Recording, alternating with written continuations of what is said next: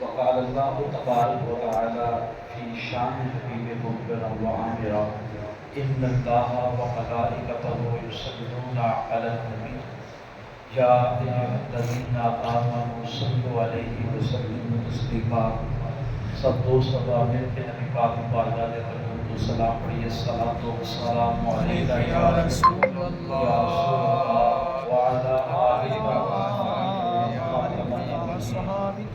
الصلاۃ والسلام علیک یا رحمۃ للعالمین وعلی آلک واصحابک یا محمد رسول اللہ صلی اللہ علیہ وسلم. الحمدللہ اللہ کے فضل و کرم اور اس کی ذات کے بڑے احسانات کے بعد آج پھر ماہ سیام کے خوبصورت اور الوداع جمعۃ المبارک میں شامل حال ہے اور صدقہ مبارکباد کے حقدار وہ دوست احباب جو آخری 10 دنوں کے لیے اللہ کے مہمان بنے. سبحان اللہ. اور دعا ہے کہ اللہ پاک ان کی شب و روز کے ذکر اذکار، ان کے شب و روز کی وراثتیں، شب و روز کی تلاوت کلام پاک کو اپنے بلند بارگاہ میں قبول و منظور فرمائے. تو آج کی جمعۃ المبارک کے خوبصورت نشست میں جس کا آغاز سرکار دو عالم صلی اللہ علیہ وآلہ وسلم کے خوبصورت اور لازوال فرمان سے ہے، اس حدیث مبارکہ کو سنن نسائی اور سنن ابن ماجہ میں نقل کیا. سرکار دو عالم صلی اللہ علیہ وسلم کے دور میں دو دوست تھے اور ان کی آپس میں بڑی گہری دوستی تھی، بہت زیادہ دوستی تھی. انہوں نے کھانا بھی اکٹھے، پینا بھی اکٹھے، رہنا بھی اکٹھے، چلنا پھرنا بھی اکٹھے. وقت گزرتا چلا گیا تو ان دو نوجوانوں کا بخت جاگا. سبحان اللہ. اور یہ حدیث مبارکہ ٹوٹلی کی ٹوٹلی جو ہے وہ ماہ رمضان کی برکت پر ہے. سبحان. یہ حدیث کا عنوان رکھ لیجیے گا. جس میں دونوں نوجوانوں کا وقت گزرتا چلا گیا تو میرا پروردگار مہربان ہوا تو اللہ پاک نے ان دو نوجوانوں کو ایمان کی دولت سے نوازا. سبحان اللہ. دونوں نوجوان ایمان لے آئے، وقت گزرتا چلا گیا اور دونوں نوجوان جو آیت کریمہ پڑھی جس میں اللہ پاک نے فرمایا کہ ایکم احسن عملا، تم میں سے بہترین عمل کون کرتا ہے. تو دونوں نوجوانوں میں سے دونوں ہی بہترین عمل کرتے. ان میں سے ایک جلدی عمل کرتا اور دوسرا نیک عمل میں تھوڑا سا سستی کا یا کاہلی کا اظہار کرتا یا تھوڑا سا سست ہو کر کام کرتے. وقت بیتتا چلا گیا تو اللہ کا امر آیا اور ان میں سے جو جلدی کام کرنے والا ایمان والا تھا وہ دنیا سے چلا گیا اور جو اس کا دوسرا دوست تھا جو آہستہ آہستہ کام کرتا وہ زندہ رہا. اور لکھا ہے حدیث مبارکہ میں کہ اپنے اس دوست کے جانے کے 1 سال بعد وہ اس دنیا فانی سے رخصت ہو گیا. جو پہلا تھا وہ شہید ہوا جو جلدی کام کرتا تھا، اور جو دوسرا ہے وہ تقریباً سال بعد اس دنیا فانی سے چلا گیا.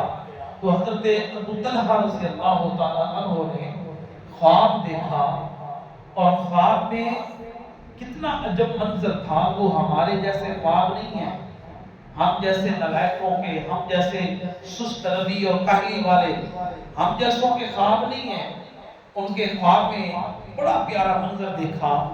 جو 1 سال بعد دنیا سے رخصت ہوا وہ جنت میں پہلے پہنچا ہوا. سبحان اللہ. جو جنت میں پہلے پہنچا ہوا، یہ خواب ہے سارا.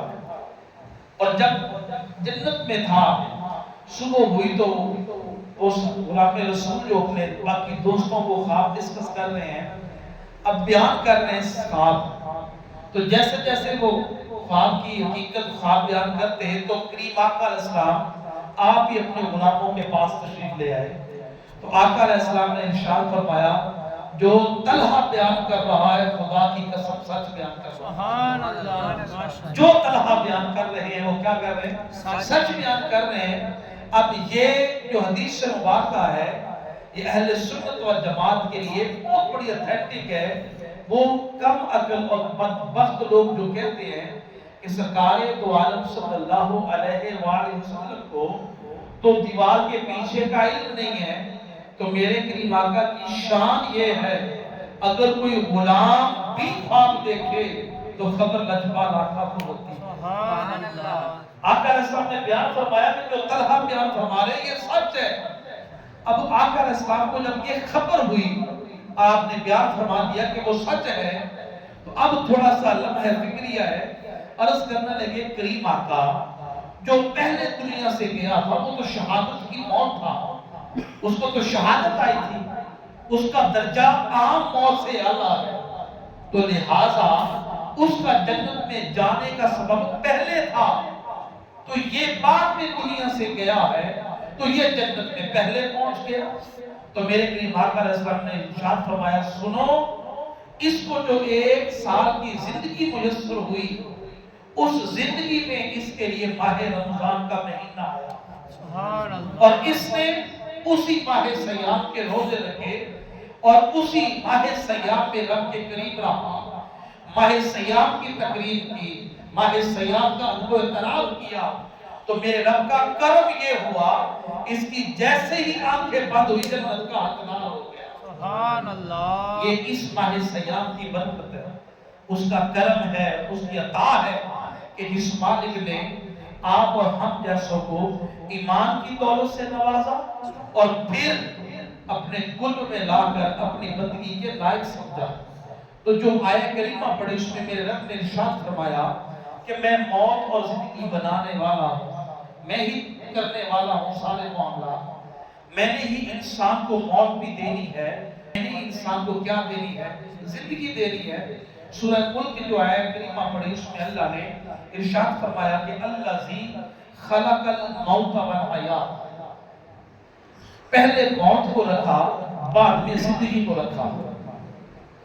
اب اللہ ہے، اللہ کی بارگاہ میں جا کر عرض کرتے ہیں باری تعالیٰ کیسا نظام ہے تیرا، تو پہلے زندگی کو رکھ بعد میں موت رکھ.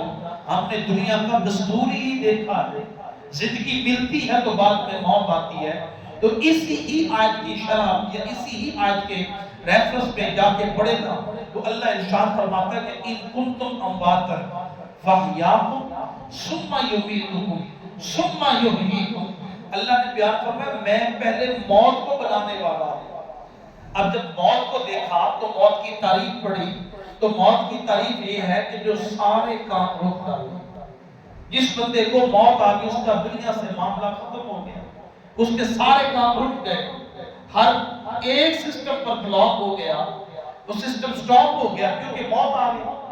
اب جس آدمی نے شام کو افطاری کرنی ہے، اب موت کا وقت مقرر ہے، وہ جیسے ہی نماز عصر ادا کرے موت آ گئی، اب اس کی افطاری والا تو نظام ختم ہو گیا. تو موت کا معنی یہ ہے جو سارے کام کاج کو روک ڈالے، جو کسی سسٹم کو سٹاپ کر دے وہ موت ہے. تو اللہ پاک نے حیات بعد میں اس لیے رکھی کہ زندگی کا معنی ہے جاری رہنا، کرتے رہنا. اگر میں پہلے زندگی دیتا تو زندگی کے بعد یہ تصور میں آتا کہ مرنا تو ہے، وہ تو اٹل ہے. تو اللہ نے ارشاد فرما کر پہلے موت کی یہ وضاحت فرمائی کہ موت جب بھی آئے گی تیرے سارے معاملے روک ڈالے گی اور تجھے خبردار کر کے تجھے اعلان کر رہا ہوں کہ زندگی میں جو تم کام کر رہے ہو اس سے پہلے تصور میں رکھنا اور یقین کرنا کہ جس کو اللہ نے مقدم رکھا ہے وہ موت آ کے رہے گی. تو اللہ نے اس نفس مضمون میں بیان فرمایا کہ میں نے بندے کو حیات دی ہے، زندگی دی ہے اور زندگی دے کر اس بندے کو آزمانے کا ایک نظام رکھا ہے. لیبلوکم، اللہ فرماتا ہے میں آزماتا ہوں. اب اللہ کس کو آزمائے گا؟ اللہ پاک فرشتوں کو بھی آزماتا ہے. یہ بات نہیں ہے کہ اللہ نہیں آزماتا، اللہ آزماتا ہے فرشتوں کو بھی. اللہ پاک اپنے جنوں کو بھی آزماتا ہے. فرشتوں کو آسمانے میں دیکھے سیدنا حضرت جبریل امین رضی اللہ السلام علیہ، حضرت جبریل امین آپ سے پوچھا گیا کہ آپ کی زندگی میں اللہ پاک نے اتنا مقام دیا ہے تو کبھی رب نے آپ کے اس مقام اور رتبے کو آزمایا بھی ہے؟ اب اللہ فرشتوں کے امتحان بھی لے رہا ہے، کیسے آزمایا؟ تو جبریل امین آپ نے عرض کی ہاں اللہ نے زندگی میں 4 مرتبہ میری برق رفتار کو اللہ نے آزمایا ہے، 4 مرتبہ آزمایا ہے، اللہ آزمائش لیتا ہے۔ اب دوسرے معنوں میں اللہ نے جب انسان کو بنایا تو انسان کے لیے بھی آزمائش رکھی۔ اب اس انسان کی آزمائش کا پروسیس فرشتوں کی آزمائش کے پروسیس سے ہٹ کر ہے۔ فرشتوں سے کوئی گناہ نہیں ہوتا، فرشتوں سے کوئی غلط کام نہیں ہوتا، فرشتوں کو اللہ جو بیان فرما دے فرشتے وہیں پر کھڑے ہیں۔ اللہ بیان فرما دے تو نے سونا نہیں ہے تو فرشتوں کو نیند نہیں آتی، اللہ بیان فرما دے کہ بیٹھنا نہیں ہے تو فرشتے بیٹھتے نہیں ہیں۔ تو فرشتوں کا نظام اور سسٹم تو الگ ہے۔ اب جب زمین پر میرے مالک نے انسان کو بنایا تو انسان کے لیے اللہ پاک نے بھی یہی فارمولا رکھا کہ میں تمہیں آزماؤں گا۔ اب اللہ کیسے آزماتا ہے؟ اللہ پاک رزق دے کے بھی آزماتا ہے، پھر رزق واپس لے کے بھی کیا ہے؟ آزماتا ہے۔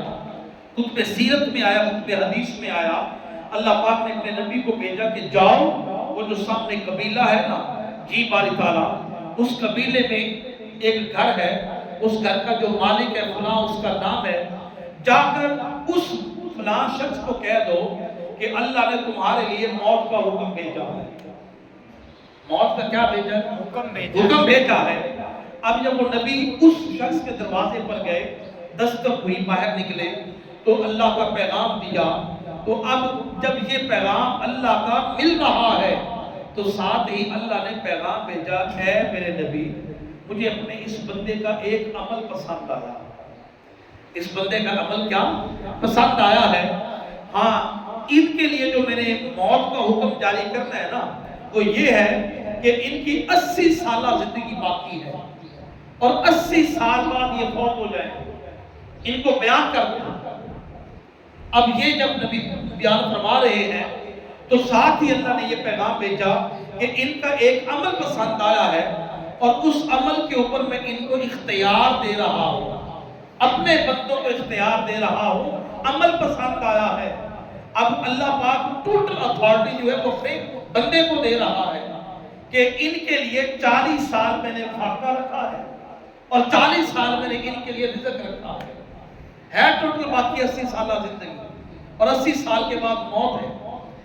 تو جب نبی نے یہ بیان فرمایا کہ اللہ نے تمہارے کسی عمل کو پسند فرمایا ہے، اور یہ بات ذہن میں رکھ لیجئے گا جو عمل ہے نا یہی انسان کے ہر مشکل کام کی آسانی کا سبب بنتے ہیں، ہر مشکل کام، اور عمل صالح ہے تو انسان کی فلاح ہے اور وہی اللہ کا امتحان ہے۔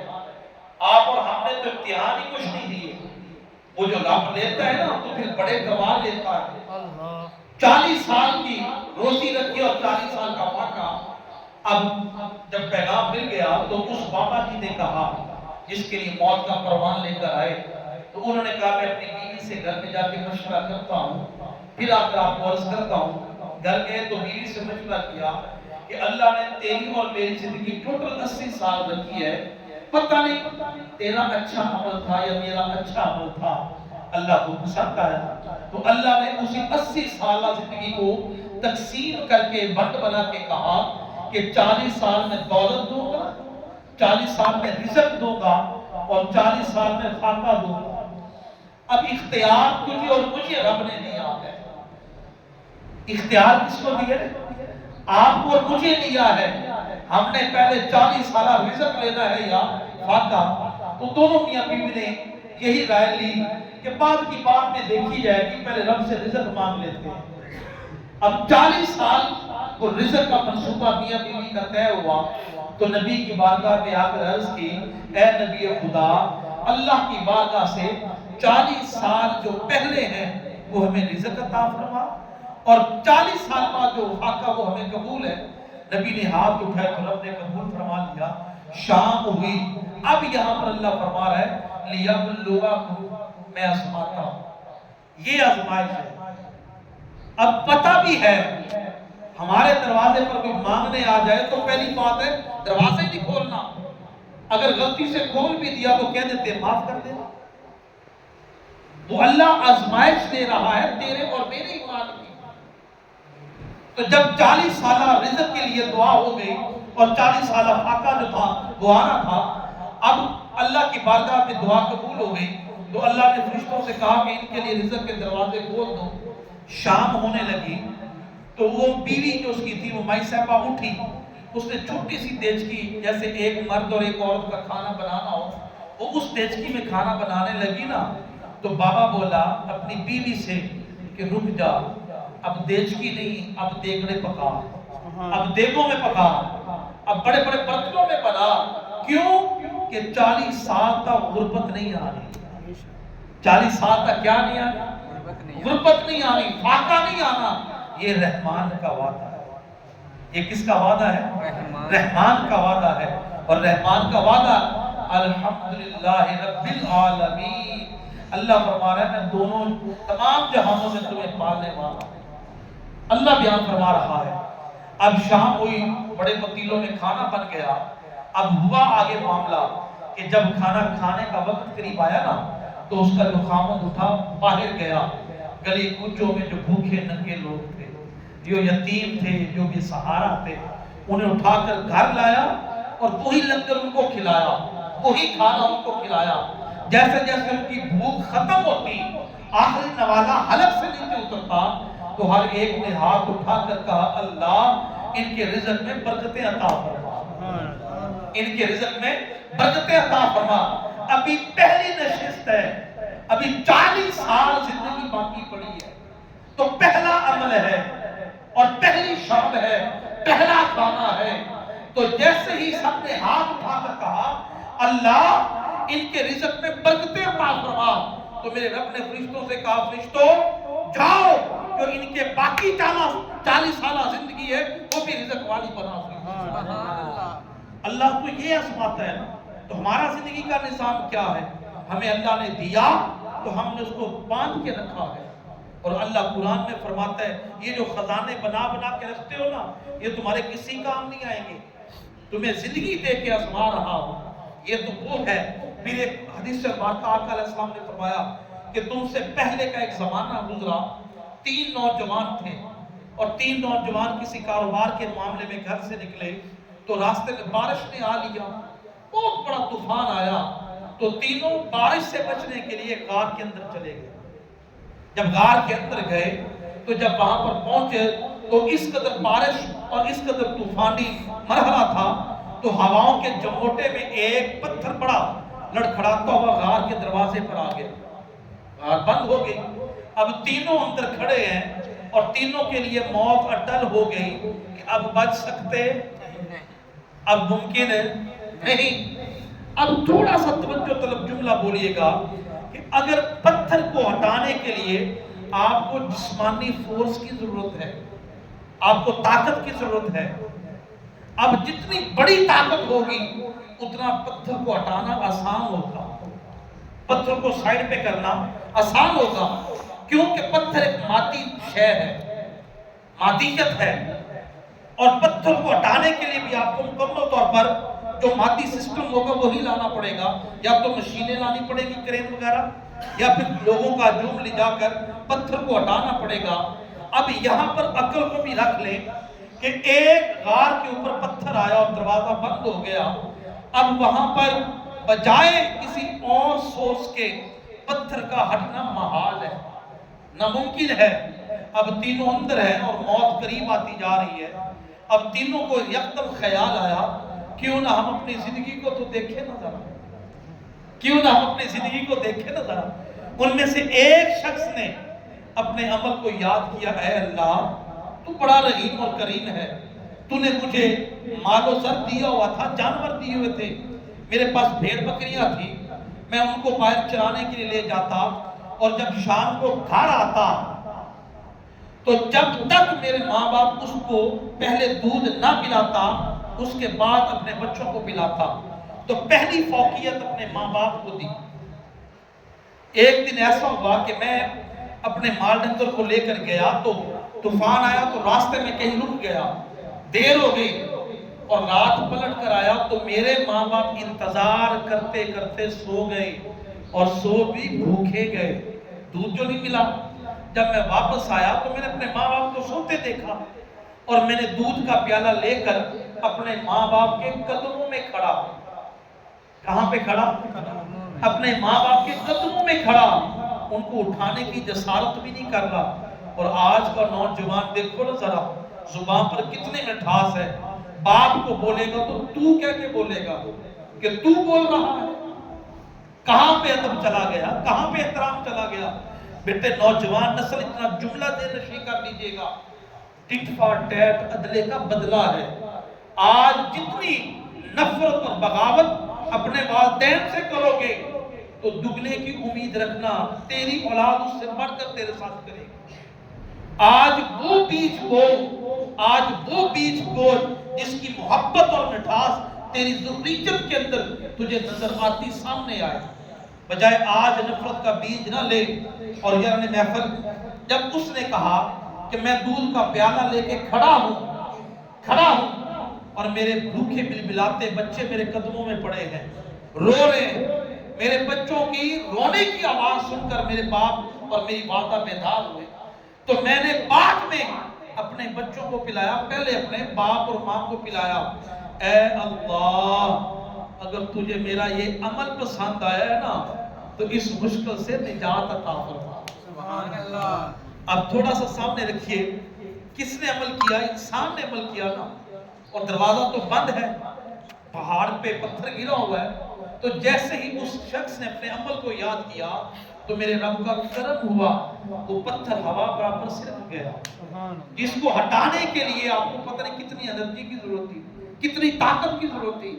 تو اب یہاں پر ایک اعتراضیہ جملہ ختم ہوتا ہے کہ جو عملوں کی طاقت ہے نا وہ انسانوں کی بنائی ہوئی طاقتوں سے زیادہ پاور والی ہے، بے شک۔ اور عملے سامنے ہوں تو دوسرے شخص نے جب اپنا عمل یاد کیا تو دوسرے نے یہ کہا کہ اے رب ذوالجلال، میں اپنے گھر کا کام کروا رہا تھا اور کام کروانے کے لیے میں ایک مزدور کو لے کر آیا، وہ سارا دن میرے پاس مزدوری کرتا رہا، جیسے ہی غروب آفتاب ہوئی تو وہ اپنی اجرت لیے بغیر، اپنی دیہاڑی لیے بغیر، اپنا معاوضہ لیے بغیر وہ چھوڑ کے چلا گیا۔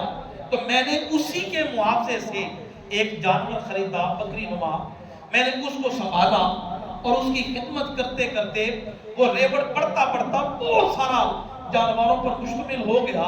تو کئی مہینوں بعد، کئی سالوں بعد اسی شخص کا میرے سے آمنا سامنا ہوا تو بول کر کہا کہ فلاں سال میں نے تیری خدمت کی تھی، تیرے ہاں نوکری کی تھی، تیرے ہاں میں مزدوری کر کے آیا اور میں اپنی اجرت تیرے پاس ہی چھوڑ آیا، میں اپنا معاوضہ چھوڑ آیا، میرا معاوضہ دے دو۔ تو اس شخص نے کہا یہ جو ساری بھیڑ بکریاں دیکھ رہے ہیں نا یہ ساری تیری اجرت ہے، اسے لے جا، سبحان اللہ، لے جا۔ تو ذرا آج اپنے آپ کو قیاس کرنا، ہم کیا کرتے ہیں، ہمارا زندگی کا کیا مقصد اور محور ہے؟ ہم نے تو ہر دن اچھا گزارا ہے، ہر رات اچھی گزاری ہے، تو یہ محفل کو کس لیے گزاری ہے کہ وہ مہربان ہو جائے؟ ہم نے اس کو مہربان ہونے کے لیے نہیں کہا، ہم نے تو اس کا جو تیرا میرا اینٹی ہے ہم تو ہمیشہ اس کے ساتھ کھڑے رہے۔ رمضان میں آ کر ہم نے بے ایمانی کی تو کمال ہی کی ہے، ہم نے جو بھی معاملہ کرنا ہے کمال کا کرنا ہے۔ تو یہ محفل، یہ جو راشن تقسیم ہو رہا ہے کتنے گھروں کو ملا ہے، تو کیا کوئی خوف خدا نہیں ہے؟ وہ شخص بھی ہے نا، اس نے اپنا سارا ریوڑ دے دیا۔ اے اللہ، اگر تجھے میرا یہ عمل پسند آیا ہے کہ میں نے مزدور کی مزدوری اتنے سالوں بعد دی تو اپنا کرم عطا فرما۔ تو یہ محفل اس غار سے پھر آدھا پتھر سرک گیا، سبحان اللہ، پتھر سرک گیا۔ لیبلوکم، اللہ آزماتا ہے، اس نے رزق دیا اور رزق میں بھی آزماتا ہے، وہ فاقہ دیتا ہے تو فاقے میں بھی آزماتا ہے۔ تو جب تیسرے نوجوان نے نا اپنے عمل کو یاد کیا، وہ بڑا ہی خوفناک عمل تھا، وہ اپنے وقت کا بڑا مالدار شخص تھا، بڑا مالدار شخص تھا، اور مالدار اتنا تھا کہ اس کی کوئی کزن تھی، اس کی کزن، اس کا کوئی رشتہ دار بیمار ہو گیا اور اس کے علاج معالجے کے لیے پیسہ نہ تھا۔ علاج معالجے کے لیے پیسہ نہ تھا، تو وہ جو اس کی بیٹی تھی وہ اپنے کزن کے پاس آئی اور آ کر کہنے لگی کہ میرا باپ بیمار ہے، تم تو مالدار ہو، یہاں پر رشتہ داروں کے حقوق آ رہے ہیں، یہاں پر آ رہے توجہ طلب بات ہے۔ اب پہلے میں ماں باپ کے حقوق بیان ہوئے اور دوسرے میں حقوق العباد کی بات ہوئی ہے، اب تیسرے پروسیس میں آ کر رشتہ داروں کے حقوق بیان ہو رہے ہیں۔ اب اس نوجوان نے کہا میں تمہیں پیسے تو دوں گا پر میں تمہارے اوپر بے ایمان ہو گیا ہوں، جب تک تم میری ہوس کو نہیں مٹائے گی میں تمہیں دولت نہیں دوں گا۔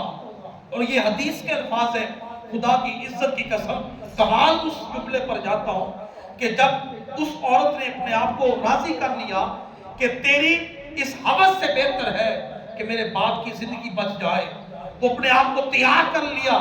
اور حدیث کے الفاظ ہیں، آقا علیہ السلام نے بیان فرمایا وہ جو شخص تھا قاتل بین رجلین، وہ جب اس کے دونوں پاؤں کے درمیان بیٹھا نا تو اس عورت نے ایک جملہ کہا، یہ حق ہے اس کو حق کے ساتھ توڑنا، یہ حق ہے اس کو حق کے ساتھ توڑنا ذرا، مطلب کہ میں نکاح کروں اور تو نکاح کے ذریعے میرے قریب آ۔ تو اس مقام پر اے پروردگار میں پہنچا تھا، شیطان مجھے اتنا برگلا چکا تھا کہ سوائے گناہ کے میرا کوئی اور ارادہ نہ تھا، تو میرے مالک اس عورت کا ایک جملہ نکلا، میں اس جگہ سے پیچھے ہٹ گیا۔ اے اللہ اگر تجھے میرا یہ صبر پسند آیا ہے تو اپنا کرم عطا فرما۔ یا تیسرے نے اپنا عمل یاد کیا تو پتھر سائڈ پر ہو کر ایک طرف ہو گیا۔ تو قربان جائیے اللہ نے کیسے کیسے امتحان لیے، لِيَبْلُوَكُمْ أَيُّكُمْ أَحْسَنُ عَمَلًا۔ اللہ فرما رہا ہے اگر جس کی آزمائش میں اچھا عمل ہے تو اللہ فرماتا ہے میں اس عمل کے توفیل اس کے آنے والی مشکلات کو آسان بنا دیتا ہوں۔ ہم نے زندگیاں کون سی گزارنی ہے؟ ہمارا تو زندگی کا مرکز و محور ہی کچھ اور ہے۔ پورے ماہ سیام کے چاروں جمعہ المبارک پر عنوان ہی یہی رکھا ہے، اس اپنے آپ کو سدھارنے کی کوشش کرو۔ اس کو سدھارنے کے لیے جو اندر ہے نا، جس کو نفس کہا گیا، اللہ نے قرآن پاک میں اس کو بیان فرمایا ہے۔ میں ہر ایرے گہرے کو اپنی چوکھٹ پر نہیں بلاتا، کبھی نہیں بلاتا میں، تو باری تعالیٰ تو کس کو بلاتا ہے؟ اللہ کی بارگاہ سے جواب آیا یا ایتھا النفس المطمئنہ، جس کا نفس مطمئن ہو گیا، یہ وہ وجود ہے۔ اللہ فرماتا ہے پھر اس کو بلاتا ہوں اور ایسے نہیں بلاتا، اپنی بارگاہ سے جواب دیتا ہوں، ارجعی الی ربک راضیۃ مرضیہ، آجا تیرا رب تجھ سے راضی ہو گیا ہے، راضی ہو گیا ہے۔ تو یاران محفل، تو زندگی کے معاملات کو سلجھانے کے لیے اللہ نے پروسیس رکھے ہیں، سسٹم بنائے ہیں۔ پہلے جو قومیں تھی نا ان پر اللہ پاک کا اتنا فضل اور کرم نہیں تھا، ان میں سے جو کوئی گناہ کرتا وہ اسی گناہ کی سزا لازمی لیتا تھا، اس کے لیے کوئی معافی کا کھانا نہیں تھا۔ تو جب آمنہ کے لال کا ولادت با شہادت ہوئی نا تو میرے مالک کا کرم ہو گیا، اس کا فضل ہو گیا، اس کی عطا ہو گئی۔ تو جواب ارشاد فرمایا اے محبوب اگر کوئی تیری امت میں سے بھٹک جائے، تیری امت میں سے کوئی سائے پر ہو جائے تو میں نے اس کے لیے گنجائش رکھی ہے، وہ کیا کرے؟ وہ میرے قریب ہو جائے۔ اللہ کیسے قریب ہوگا؟ فرمایا میں اس کو نماز دوں گا، میں اسے قرآن دوں گا، میں اسے روزے جیسی نعمت دوں گا، وہ میرے قریب ہو جائے۔ اور میں اتنا رحیم اور کریم ہوں، میں اپنے بندے کو معاف کرنے والا ہوں۔ ہم نے تو زندگیوں کا مرکز و محور ہی بدل ڈالا ہے۔ کیا کر رہے ہیں؟ اگر میں کسی نوجوان سے پوچھ لوں کہ بیٹے آنے والا کل کیسا آپ نے سوچا ہے، تو جواب ایک ہی آئے گا کہ مجھے اس مقام پر پہنچنا ہے، اس کے لیے چاہے جو کچھ کرنا پڑے۔ تو چھوٹا سا ایک جملہ ذہن میں رکھ لیجئے گا، کسی کے لیے اگر کبھی زندگی میں غلط تصور کرو، کسی کے لیے زندگی میں برا سوچو، ابھی وہ برائی اس تک نہیں پہنچے گی، اور اللہ کی بارگاہ سے مقامات عمل یہ ہے کہ وہ برائی تمہارے لیے پہلے تیار ہو جائے گی، وہ پہلے تیار ہو جائے گی۔ وہ ایک حکایت گزری میری نگاہوں سے، آپ نے بھی سنی ہوگی کہ گاؤں سے نا ایک کسان وہ محنت مشقت کرتا اور پورا ہفتہ دو ہفتے گھر میں محنت مشقت کرتا، دودھ نکالتا، دودھ سے وہ اپنا مکھن کے پیڑے بناتا، اور جو 10-12 وہ مکھن کے پیڑے بنا کر اس کو اٹھاتا، 2 ہفتے بعد 10 دن کے بعد شہر آتا، اور شہد کو بیچ کر اپنے گھر کا راشن پورا کرتا، چینی پتی گھی شی لے کے جاتا، تو دکاندار کے من میں خیال آیا، دکاندار کے کوئی میرا دوست کباب اگر دکاندار ہے تو میں اصلاح کر رہا ہوں، میں طنز نہیں کر رہا ہوں، دکاندار کے ذہن میں خیال آیا یار یہ جو مجھے کلو کا پیڑا دے کے جاتا ہے اس کا وزن پورا بھی ہوتا ہے کہ نہیں ہوتا؟ میں نے تو کبھی تولا ہی نہیں ہے، میں تو کہہ جاتا ہے تو میں مان لیتا ہوں، بول دیا تو میں نے مان لیا۔ وہ آیا، اس نے 12 کے 12 وہی پیڑے دیے اور وہی پیڑوں کا وزن بتا کے کہا کہ ایک پیڑا 1 کلو کا ہے۔ اس کے جانے کے بعد اس دکاندار نے ایک پیڑا اٹھایا، اپنے ترازو میں رکھا، جیسے رکھا تو 1 چٹان وزن کم ہو گیا، دوسرا اٹھایا دوسرا تولا پھر 1 چٹان کم ہوا، تیسرا اٹھایا تیسرا تولا پھر 1 چٹان کم، 12 کے 12 جو پیڑے اٹھائے نا تو 12 چٹان وزن کم تھا۔ اس نے کہا اب کی بار اس کو آنے دو۔ وہ 10-15 دن کے بعد پھر آیا، جب وہ پھر پہنچا تو اس نے وہی پیڑے لے کر کہا کہ یار مجھے ایک بات تو بتا، یہ جو تو مجھے کلو کے پیڑے دے کے جاتا ہے ان کا وزن پورا ہوتا ہے، ان کی جو تول ہے وہ مکمل ہے؟ تو اس کسان نے کہا، اس نوجوان نے کہا ہاں بالکل پورا ہے۔ اس نے کہا نہیں، یہ تیرے بٹوں میں کوئی کمزوری ہے، تیرے جو وزن والے پیمانے ہیں نا ان میں اونچ نیچ ہے، وزن کم ہے۔ اب اس کسان نے بڑا عقیدے والا جواب دے کے کہا کہ سنو بھائی، میرے پاس کوئی اوزان نہیں ہے، میرے پاس کوئی ترازو تکڑی وٹا ایسا نہیں ہے، ہاں جو تو مجھے کلو چینی دیتا ہے نا، ایک پیڑے میں چینی رکھتا ہوں اور دوسری جانب پیڑا رکھتا ہوں مکھن کا، اگر تیری کلو چینی پوری ہے تو پیڑا میرا بھی پورا ہوگا۔ تو اللہ فرما رہا ہے کہ انما الاعمال، نبی پاک بیان فرما رہا ہے کہ انما الاعمال بالنیات، اور رب فرما رہا ہے فمن یعمل مثقال ذرۃ خیرا یرا ومن یعمل مثقال ذرۃ شرا یرا۔ ایک بار برابر بھی تو برا کرے گا نا تو تجھے رب وہ بھی دکھائے گا۔ تو ماہ سیام جو آیا ہے یہ ہمیں اسی جگہ پر استقامت دینے آیا ہے کہ اگر تم نے مجھے اس مہینے میں اپنے آپ کو میرے قریب کیا، میرے رب کے قریب کیا، تو یہ پیغام زندگی بھر کے لیے دے کے جا رہا ہوں۔ اور پھر آج کل میڈیا کا دور ہے، ایک نیا مسئلہ چھڑ گیا، وہ کیا ہے؟ وہ کہتے ہیں جو ہماری نمازیں رہ جاتی قضا ہو جاتی ہیں تو ہم کیوں نہ ان کی قضا عمری کے لیے 4 نفل پڑھ لیں۔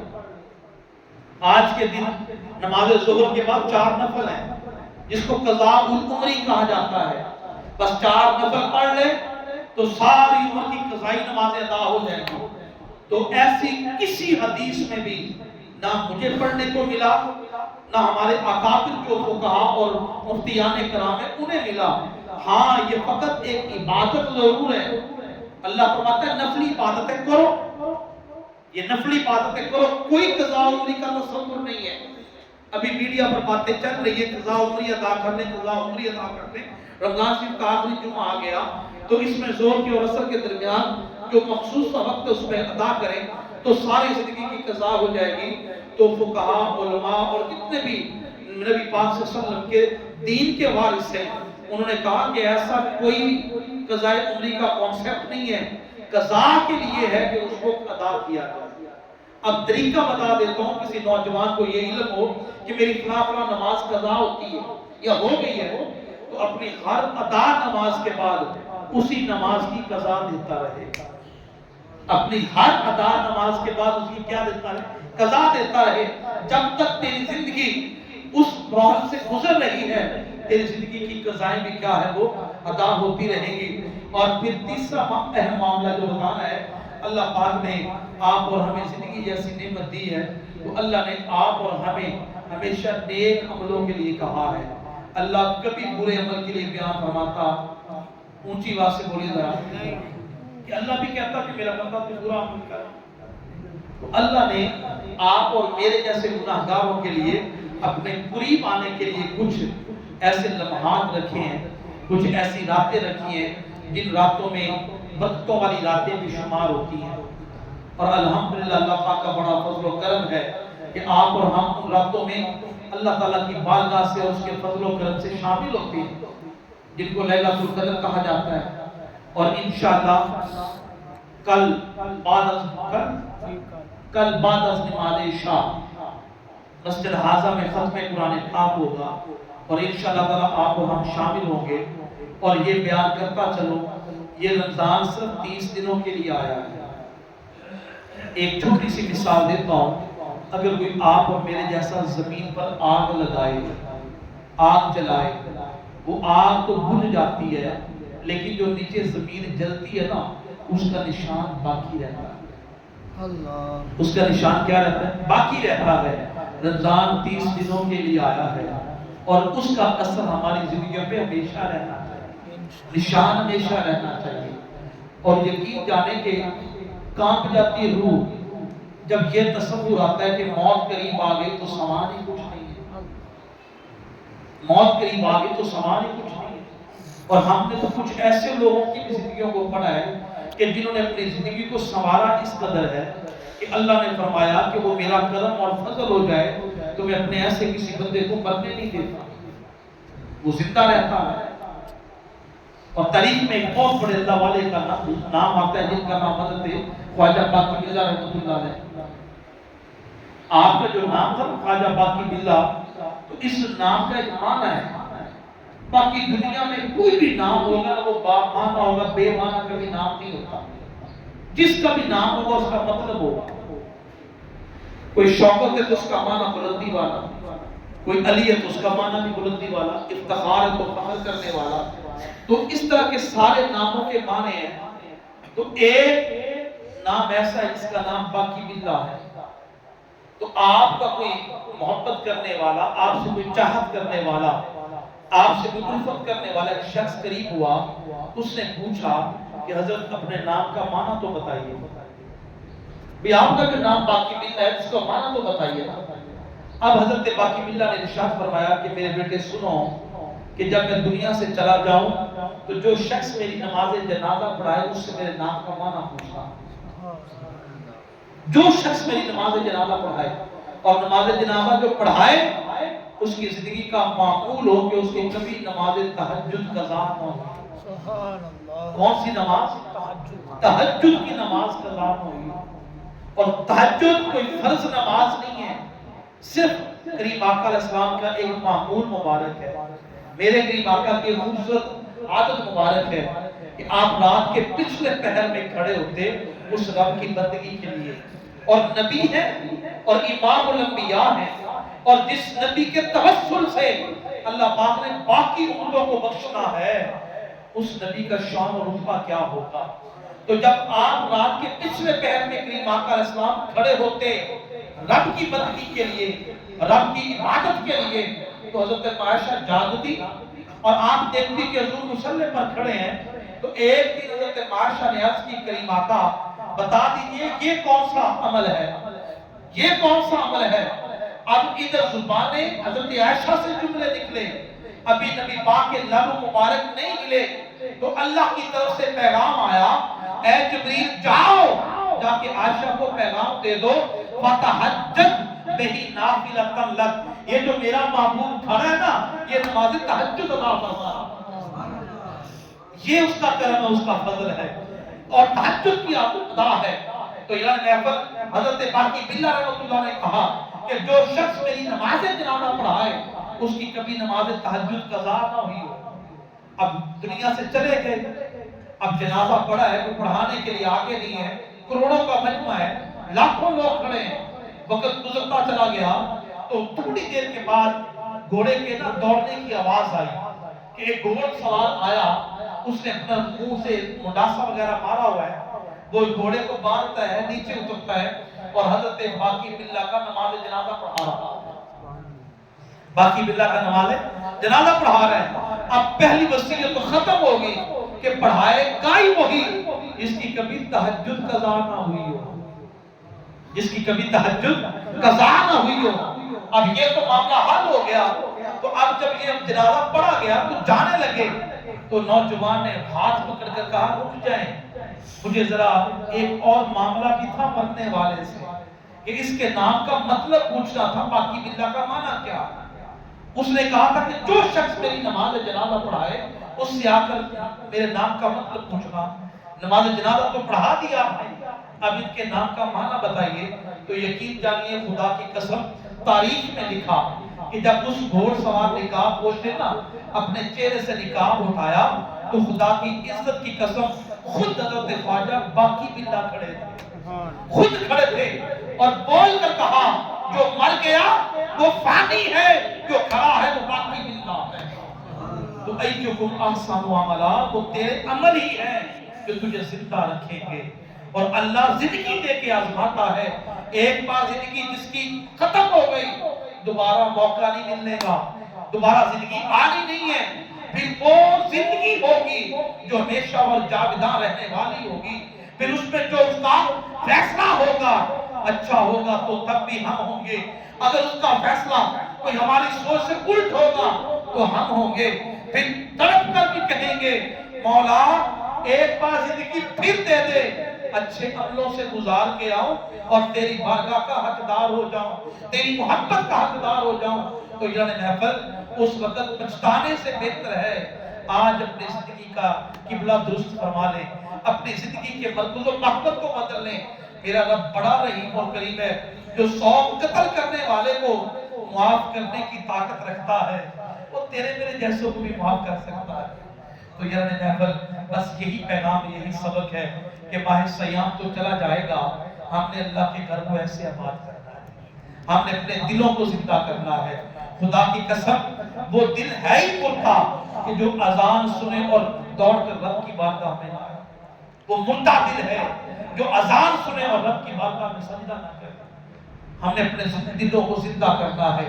تو کل بعد از نماز عشاء الحمدللہ ختم قرآن پاک ہوگا، تمام دوستوں کو دعوت دی جا رہی ہے کہ آپ شامل ہوئیے گا، اور فطرانہ میں آپ کو پہلے جمعے میں بھی بتا چکا ہوں، آج پھر بتا رہا ہوں کہ نماز عید کو ادا کرنے سے پہلے آپ لوگوں نے اپنا فطرانہ ادا کرنا ہے۔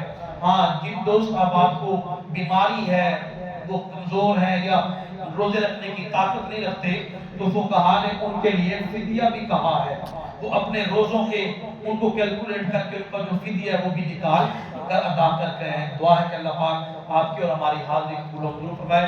اے پروردگار، تیرے خوبصورت مہینے کا آخری جمعہ جا رہا ہے، آخری گھڑیاں آ رہی ہیں، ہم نے ادا کرنا ہے، اس جمعے کے صدقے ہمارے کبیرہ صغیرہ گناہوں کو معاف فرما۔ کھڑے ہو کر لیٹنگ کا 1000 روپے کیسے دیتا ہے؟ 3500 کیا 25 ہو رہا ہے جی، اور اپنا شب قدر کی رات جو وہ لائٹنگ کے لیے اہتمام ہے، آپ ماشاءاللہ پہلے بھی اپنے علاقہ تعاون کر رہے ہیں، پچھلے جمعے پر بھی میں نے کہا تھا، اب پھر میں اعلان کر رہا ہوں، میں حلف اٹھا کے کہتا ہوں، میں نے خدا کی قسم مجھ سے جتنا ہوتا ہے میں اللہ کے گھر کے لیے خدمت کرنے کے لیے ہمیشہ رہتا ہوں اور رہوں گا۔ میں آپ جیسوں کے لیے نہیں ہوں، میں اللہ